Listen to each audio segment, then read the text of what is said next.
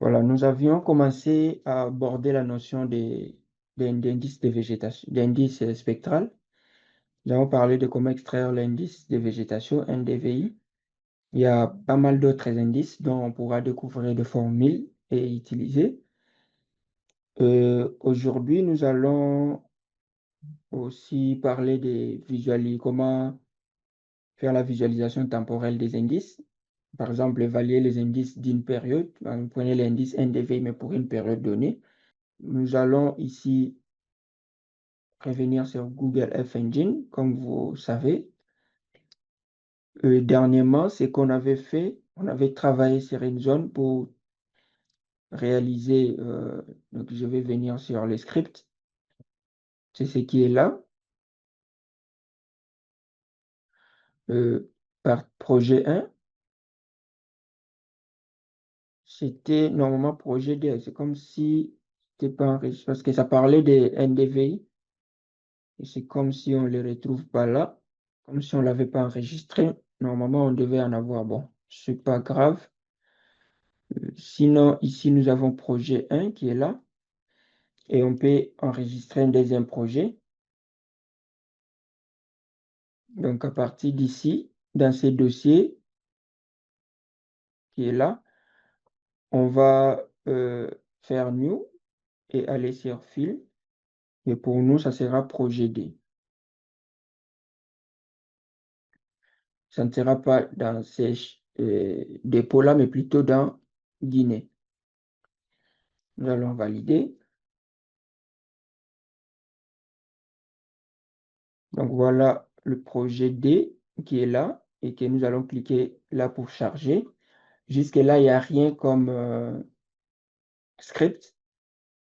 Nous avons dit, on va voir comment faire la visualisation temporelle des indices. Ça veut dire prendre en compte une période et analyser les indices de cette période-là.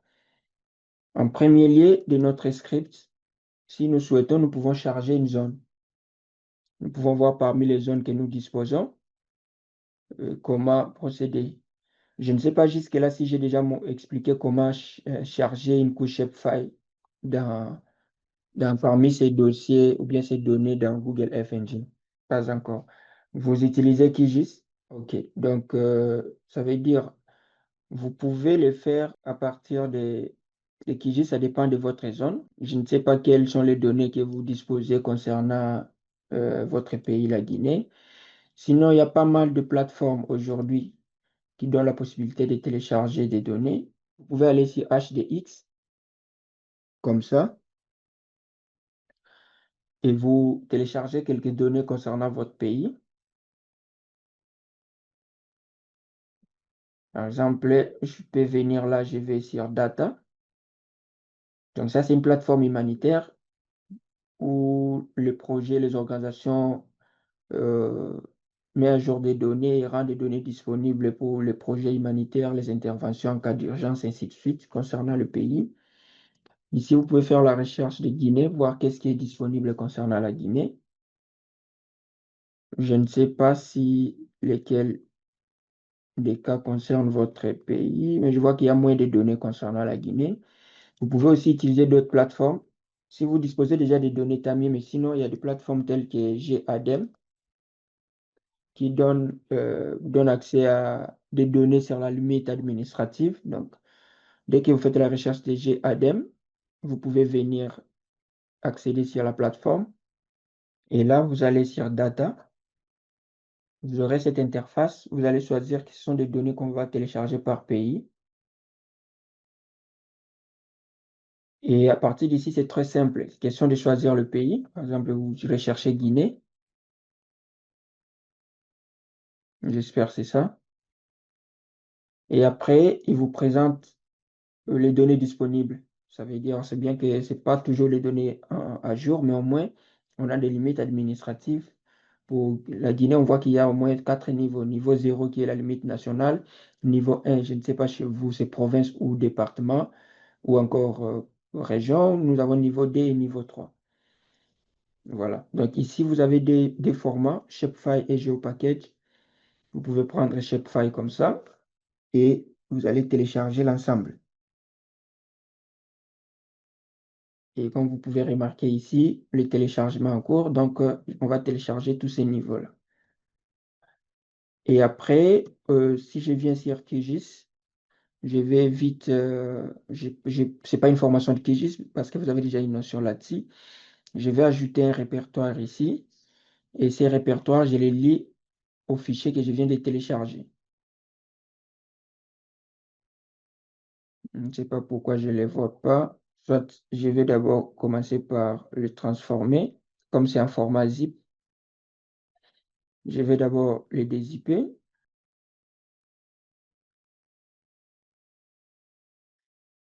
Voilà ce qui est là. Maintenant, je reviens sur QGIS.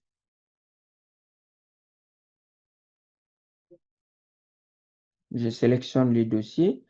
Et maintenant, j'ai les dossiers ici où je peux accéder rapidement. Donc, voilà les différents niveaux qu'on avait téléchargés. Niveau 0, c'est la limite du pays. Niveau 1, je crois, si je peux voir dans la table d'attributs, c'est la limite des régions. Niveau D, c'est la limite du préfecture. Et le niveau 3, les sous-préfectures. Voilà. Donc maintenant, pour se servir de ce genre de données, par exemple, au niveau de Google Earth Engine, supposons j'ai besoin, il y a des analyses à faire concernant l'ensemble du pays ou encore juste une région. Supposons j'ai des choses à faire concernant cette région. Je peux venir à partir d'ici exporter cette région-là. Donc, je prends l'outil sélection, je clique sur la région et je vais l'extraire. Donc, je prends sauvegarder les entités sélectionnées. Laissez-moi voir les noms de la région.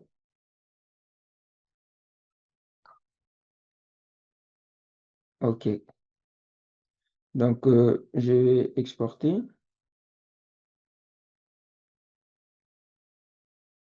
Et là, je l'amène dans notre formation. Même les autres, on pourra aussi les déplacer. Voilà. Je vais le placer ici, par exemple. Et nous allons sauvegarder. Maintenant, pour l'utiliser dans Google Earth Engine, je vais venir, je suis sûr qu'on est au bon endroit.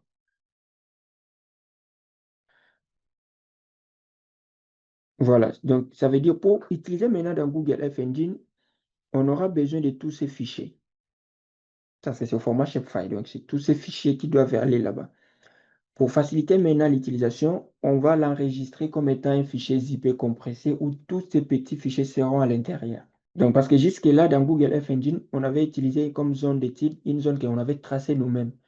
Mais là, on va voir une zone nous, on importe partant d'une couche shapefile. Donc, on sélectionne tous les fichiers concernant la région. Comme voilà, je fais clic droit et je vais sur compresser. Je prends fichier zip. Et voilà le fichier zip qui est là. Maintenant, c'est ce fichier qui va aller sur Google Earth Engine. Donc, si je viens sur Google Earth Engine, qu'est-ce que je fais maintenant pour importer ma zone d'étude? Je viens sur Assets, ça veut dire les actifs. Et je viens sur F, sur mon projet qui est dans le cloud. Et c'est là où je vais importer. Pour le faire, à partir de New qui est là, je clique et je choisis le type de fichier que j'aimerais importer. Je peux importer des fichiers géotifs, ça peut être des images. Je peux importer le fichier CSV. Je peux importer une collection d'images ou encore un dossier. Moi, je vais venir sur Shapefile et je retrouve cette interface. À partir d'ici, je vais aller sur Select pour aller chercher là où se trouve le fichier en question, la zone d'étude. Donc, je vais sur mes dossiers de formation et là, je viens trouver Cancan qui est là. Cancan. Permettez-moi ma prononciation. Je vais maintenant cliquer sur Ouvrir. Et voilà, ça veut dire dans mon projet qui est là, ici c'est le projet F, ça c'est le nom d'utilisateur de mon compte F Engine. Et ça sera dans Active Asset. On aura maintenant le fichier Cancan qui est là. Et après, je clique sur Upload. Et là, je patiente au moment où F-Engine va travailler.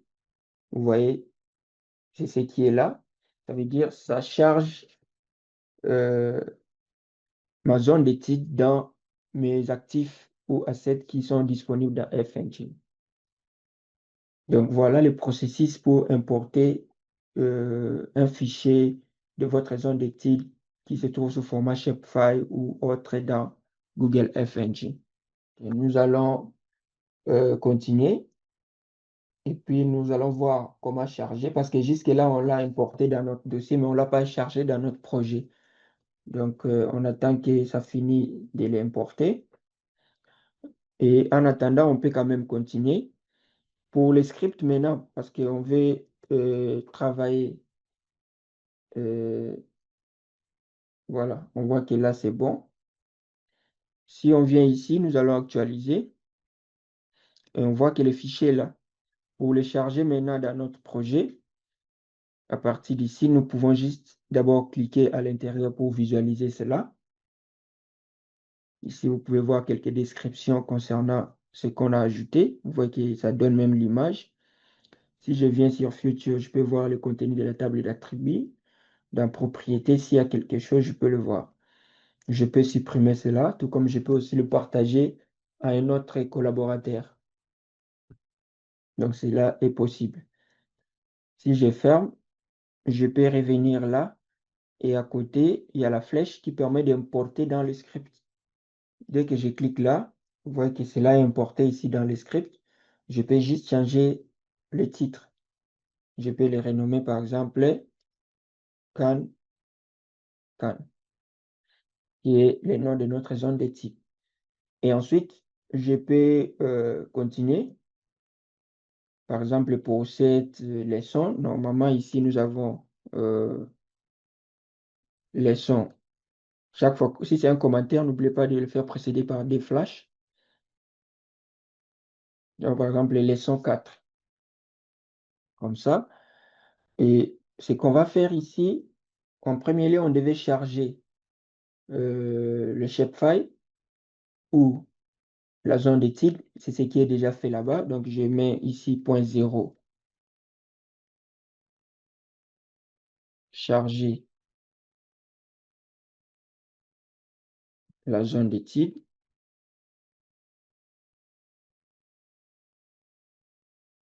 qui est déjà fait. Deuxième lieu, on va maintenant... donc, on a déjà défini la zone d'étude, charger ou barre. Définir barre charger la zone d'étude. Et après, souvent dans le principe, on devait commencer à importer les images. Mais ici, comme on veut analyser les images, mais pour une période, ça veut dire que ça va prendre plusieurs années, nous allons commencer par créer une fonction. Cette fonction nous permettra de calculer le NDVI sur une image.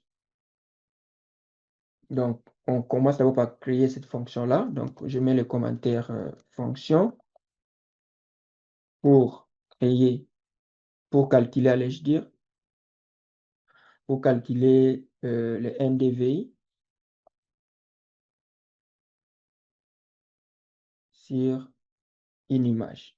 Comme ça, lorsqu'on va arriver à générer les images de plusieurs périodes, ça peut être 2001, 2001, 2002, 2003, et on utilisera juste cette fonction-là de calcul de NDVI pour appliquer à ces images-là. Donc ici, on va écrire fonction calculate NDVI. Donc on crée notre fonction. On met entre parenthèses image. Après la parenthèse, on ouvre accolade, on ouvre les accolades. On fait enter et là, on détermine variable, donc variable NDVI qui sera égal à image. Donc, ça veut dire l'image qu'on aura. Et puis, on applique la fonction pour calculer le NDVI, normalise. Normalized difference. On a déjà utilisé l'autre fois.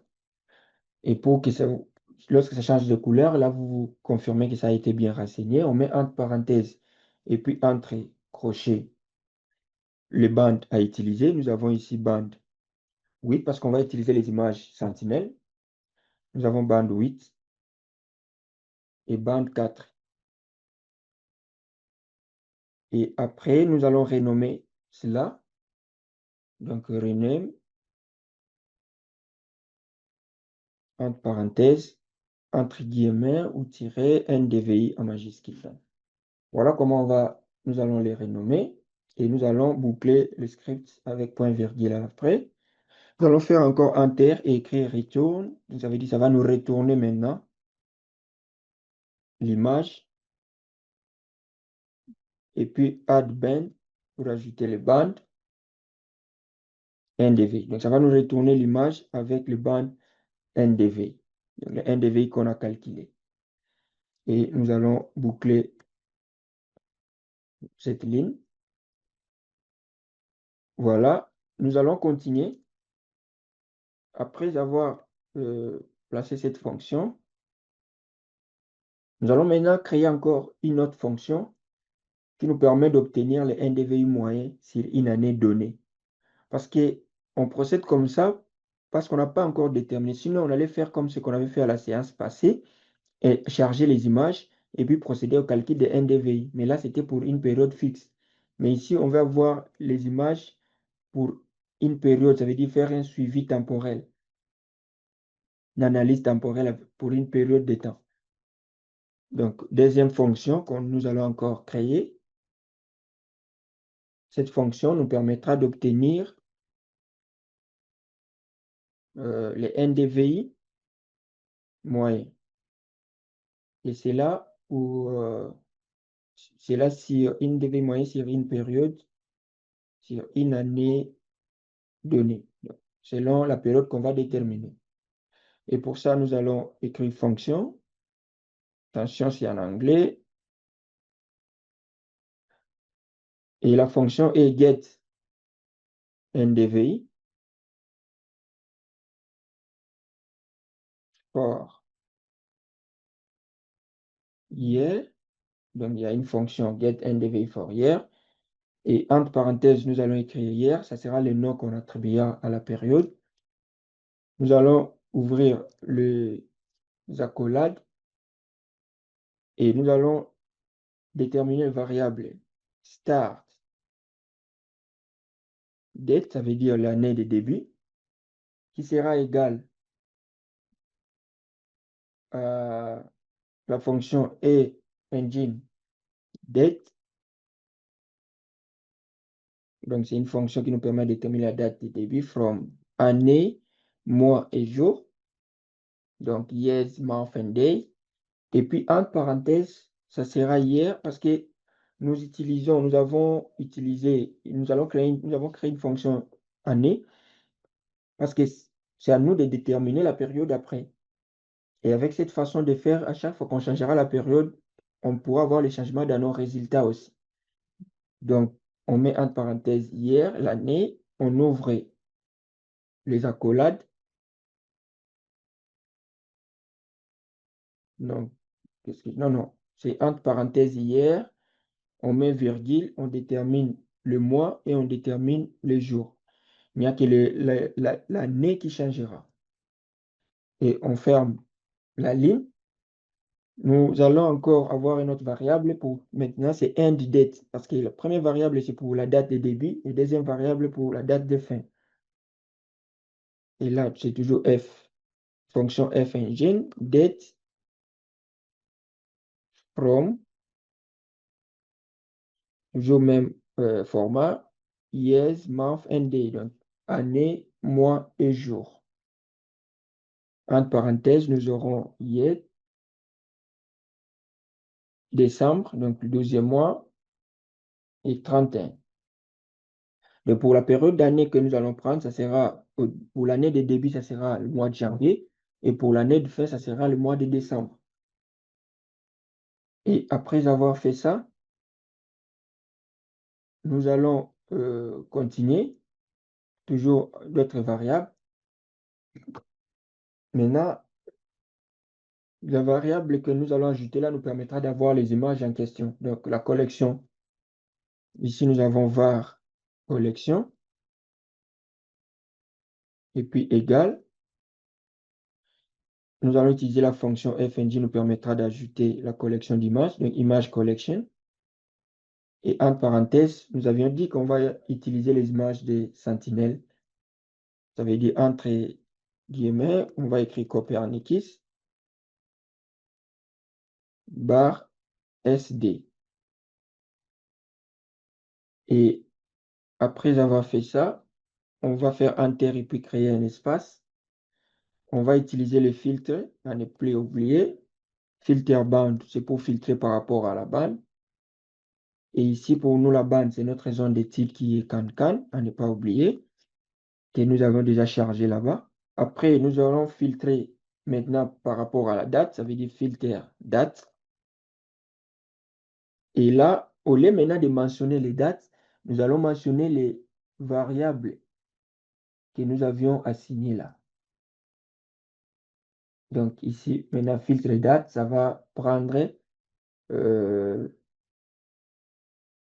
start date qui est là, et puis virgule, end date, date de début et date de fin. Et après, nous allons utiliser la fonction map et entre parenthèses, nous allons écrire la fonction qu'on avait créée au début là-bas, calculate NDV. Ça veut dire la fonction ici qui permet de calculer NDV sur une image. On applique maintenant, on va visualiser cette fonction-là par rapport à l'image qu'on va charger, prenant en compte la période qu'on va donner. Et après avoir fait ça, nous allons ici revenir à la ligne par rapport aux variables. Et nous allons maintenant encore configurer une autre variable qui ici sera min NDVI, ça veut dire NDVI moyen. Et pour l'avoir, nous allons maintenant prendre l'image ici, notre collection qui est là, donc le variable qui est assigné à la collection d'images. Nous allons écrire collection. Attention, il y a DL. Et nous allons placer point et puis select. Ça veut dire, ça va sélectionner le NDVI. Après la parenthèse point min, ça veut dire ça va prendre le moyen, entre parenthèses vide. Et nous n'aimerions pas voir ça pour l'ensemble du globe, mais juste par rapport à notre zone de type. Et là, nous appliquons la fonction clip par rapport à notre zone de type, à ne pas oublier quand. Et à la fin, nous allons fermer cette ligne. Nous allons maintenant retourner, parce qu'on aimerait avoir ces NDVI moyens. Nous allons écrire return pour que ça retourne cela. Min NDVI. Et nous allons utiliser la fonction .set. Entre parenthèses, nous allons maintenant faire appel à nos années hier. Donc, on aura un texte en hier comme ça écrit. Et puis, on aura l'année en question. Tout comme on peut changer ce qui est entre parenthèses. Donc ici, le script qui est là nous permettra d'ajouter l'année comme étant comme propriété. Après avoir fini de faire ça, maintenant nous devons déterminer la liste des années d'analyse. Nous avons nos fonctions qui sont là. Maintenant, la liste des années d'analyse. Le boucle, c'est le fait qu'on a créé une fonction qui va revenir encore par rapport à chaque année. De chaque fois qu'on va proposer l'image de telle année, ça va appliquer notre fonction qui permet de calculer le NDVI à cette image-là et calculer aussi le NDVI moyenne pour nous donner les résultats. Maintenant, concernant la notion de liste, ici, nous allons créer comme liste les années qui seront prises en compte dans l'analyse. Donc, nous allons ici liste des années. d'analyse. Et là, nous allons écrire le variable var hier. Nous le mettons au pluriel pour faire la différence avec ce qui était déjà écrit avant. Et ici, dans cette liste, nous avons la fonction fengine list, point séquence, et puis entre parenthèses, les périodes concernées, par exemple, c'est 2020, 2024. Donc, ça va prendre la période de 2020 à 2024. Après la parenthèse, nous allons fermer la ligne. Et ici, vous pouvez modifier les années si besoin. Donc, j'ajoute un commentaire. Ça veut dire modifier les années au besoin. Donc, la période qui est là, vous pouvez le modifier au besoin. Donc, le même script nous permettra, par exemple, d'avoir les résultats de plusieurs périodes, donc, on peut modifier ici la zone, on peut modifier la période, mais nous allons toujours faire fonctionner notre fonction. Maintenant, on va voir aussi un exemple de boucle. Le boucle, maintenant, c'est le fait d'afficher les images NDVI par année par rapport à la période qui couvrait 2020 à 2024. Donc ici, nous avons une boucle. Ici, nous l'avons déjà vu en titre de façon pratique, mais toutefois, pour vos recherches personnelles, vous pouvez aller faire des recherches pour apprendre encore plus concernant, commencer par variables, boucles, fonctions et listes. Ce sont des notions très importantes. Ici, nous l'avons vu directement sur le plan pratique. Le boucle ici nous permet d'afficher les images NDVI par année. Et pour ça, nous allons ici utiliser notre variable qui est là hier, la liste qu'on a finie là, et on va get info, ça veut dire on va obtenir l'info, parenthèse, on laisse vide, après parenthèse, on met point, for each, ça veut dire pour chaque, on ouvre la parenthèse, on ajoute notre fonction qui sera entre parenthèses hier, n'oubliez pas, c'est la fonction qu'on a fait ici, note plutôt la fonction qui est là hier. Et puis, ici, après cette parenthèse-là, on ajoute la collade. On fait Enter. Et là, on ajoute le variable NDVI image qui est égal à get NDVI. Voilà. Et get NDVI for year. Donc, on va maintenant obtenir le NDVI par année selon notre fonction hier, année qui est là. Et donc, après, on va fermer la ligne. Donc, jusque-là, on a travaillé, mais on n'a pas encore appliqué les scripts, par exemple, permettant d'afficher ou d'ajouter cette carte-là, ces résultats-là. Pour ça, on peut utiliser la fonction map, M toujours en majuscule, map add layer, qui nous permet maintenant d'importer les résultats ou bien d'afficher les résultats. Et là, map add layer, ce qu'on va visualiser, c'est NDVI image. Et normalement, il faut appliquer le paramètre de visualisation. J'espère que vous n'avez pas oublié, qui nous permet de déterminer les couleurs, ainsi de suite.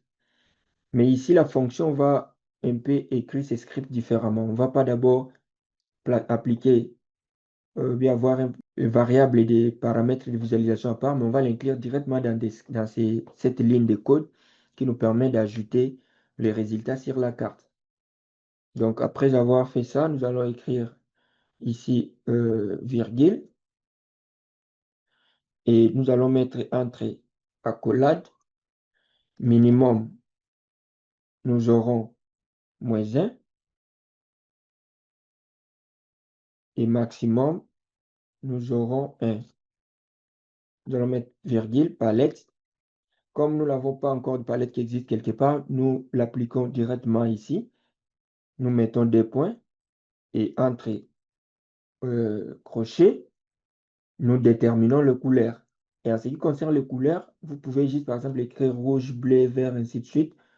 Tout comme vous pouvez prendre les codes de couleurs et les utiliser. Par exemple, vous pouvez faire la recherche en ligne, comme ça vous écrivez code couleur. Vous pouvez écrire CNSS, CSS plutôt, CSS. Donc, ce sont des codes HTML, CSS qui vous permettent d'avoir des codes pour plusieurs couleurs. Par exemple, là, pour cette couleur, c'est ces codes qu'il faut utiliser. Donc, vous voyez, il y a plusieurs codes par rapport aux couleurs. Vous pouvez, par exemple, cliquer sur cette couleur et là, ça vous donnera le code de cette couleur. Si vous cliquez là, vous avez le code. Donc, pour notre cas, il y a des codes qui existent. Donc, je ne vais pas passer du temps. Je vais juste le copier pour l'amener sur notre script. Et ces fichiers des ressources, nous allons les rendre aussi disponibles une fois la vidéo enregistrée parmi les ressources qu'on mettra sur la plateforme. Donc, qu'est-ce que je fais maintenant ici? Je vais faire Enter et faire CTRL-V pour placer les différentes codes couleurs qui seront utilisés. Et après avoir fait ça, après l'accolade, je mets un virgule. J'ai attribué un nom qui sera utilisé pour le fichier en sortie. Donc, ça sera NDVI. Et si j'écris par exemple NDVI 2020, ça sera ce nom-là qui sera sur toutes les NDVI. Mais moi, comme le NDVI sera par année, qu'est-ce que je fais? J'ajoute plus. Et là, j'applique yes qu'on avait utilisé, le variable qu'on avait utilisé là. Ça veut dire, ça va prendre en compte l'année concernée. Donc, ça veut dire pour les résultats de 2020, on aura NDVI. NDVI, j'ai mal écrit. On aura NDVI 2020, NDVI 2021, NDVI 2022 jusqu'en 2024. Donc, ici, après, je peux boucler la ligne et je viens boucler maintenant l'ensemble de notre boucle parce que c'est tout ça, depuis qu'on l'avait commencé là-bas jusqu'ici, on peut maintenant placer point virgule. Donc, voilà, nous avons ici l'ensemble de notre script. Mais qu'est-ce que nous remarquons? Il y a notre collection qui est souligné. Ça veut dire peut-être qu'il y a eu des mises à jour. Si nous décidons, nous pouvons appliquer mise à jour. Ça veut dire vous venez là-dessus et puis vous cliquez sur fixe pour que lui, il corrige. Donc, nous pouvons cliquer sur fixe. Comme ça, il va utiliser la collection qui a été harmonisée. Et après avoir fait ça, nous pouvons maintenant vérifier comment marche notre script. Donc, nous pouvons ici faire ça et cliquer sur Run. Il nous dit qu'il y a un problème. Il nous dit var NDVI image. Tout ça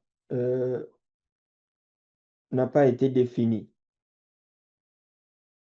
Pourquoi?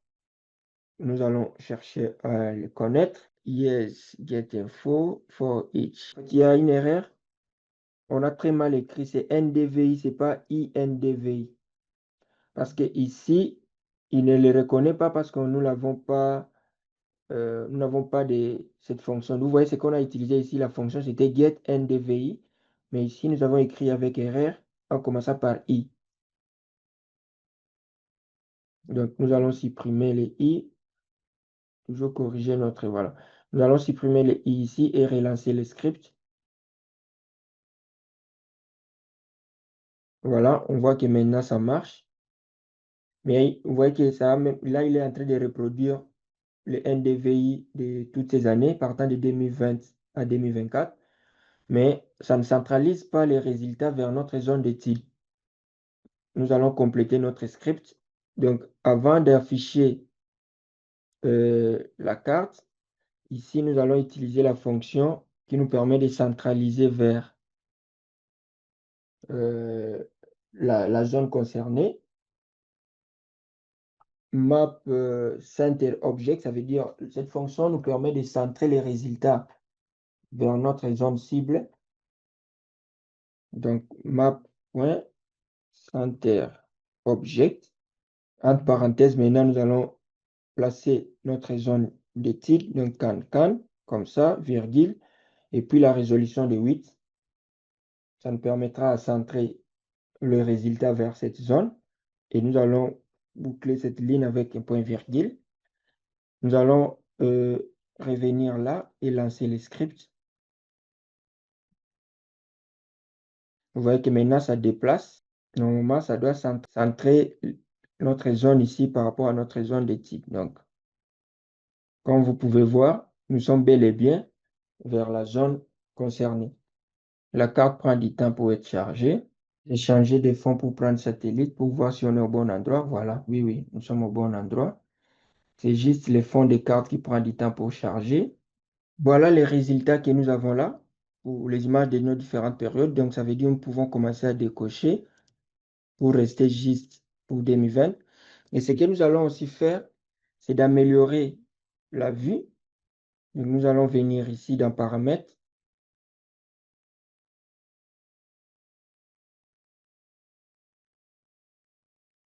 Comme on peut voir, nous allons cliquer là et venir sur 100%. Nous allons cliquer sur Appliquer. Voilà les résultats. Et nous pouvons faire pareil pour les autres images.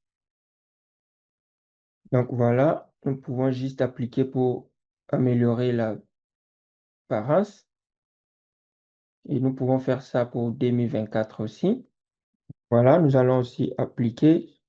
Nous avons plus privilégié appliquer cela 2020 et 2024 pour voir la différence. Sinon, on peut faire pareil pour les autres années. Donc, par exemple, là, on peut voir pour cette partie comment le NDVI ou bien la couverture végétale a évolué de 2020 à 2024. Donc voilà, ça prend du temps pour charger parce qu'on a travaillé sur une grande zone.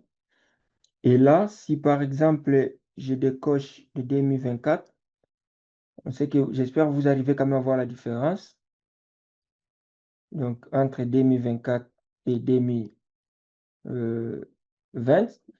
Et dans les leçons qui suivent, nous allons voir aussi comment, par exemple, détecter les changements. Par exemple, avoir une carte qui permet de voir là où il y a eu des changements, là où, par exemple, il y avait la végétation, mais quand on a perdu cette végétation-là. Il y a des scripts possibles qu'on peut utiliser pour avoir cette carte-là des changements. Donc, on peut bien voir. Et lorsque j'attends que ça finisse de charger. Lorsque je vais cocher pour 2024 et que ça charge aussi, on peut voir la différence. Donc, on peut voir par exemple qu'il y avait plus de végétation ici en 2020 qu'on en a plus en 2024, ainsi de suite.